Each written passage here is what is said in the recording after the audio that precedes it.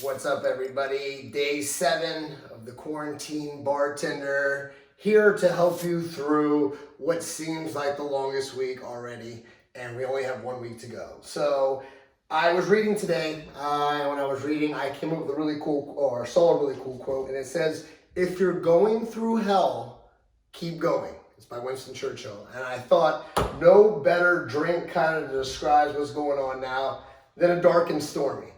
It's really not too hard to make, so I'm going to show you what you're going to need for this Dark and Stormy drink. It's based after, which I always thought was kind of cool, it's a sailor's drink. It's supposed to be refreshing, but it's also kind of indication of what they kind of go through.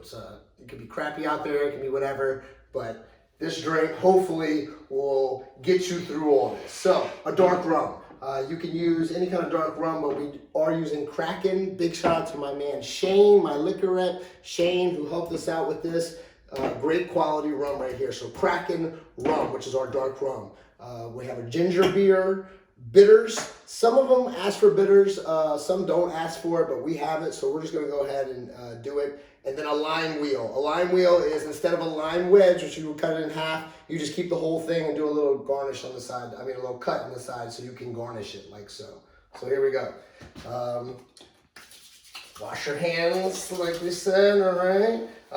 You know, guys, right now, during the easy time that we're going through, I suggest find that hobby that you always wanted to do. Read that book that you always wanted to read. Watch that movie or hang out with those people. If you're with family, be around them and love them. I know it sounds crazy. It's kind of hard to slow down and say, hey, slow down and stop doing what you normally do. But take this opportunity maybe to take a breath. So that's my only suggestion that I have besides having one of these drinks, okay? Fill a highball glass. Highball glass is just a skinnier, taller glass. Again, you can use whatever you have.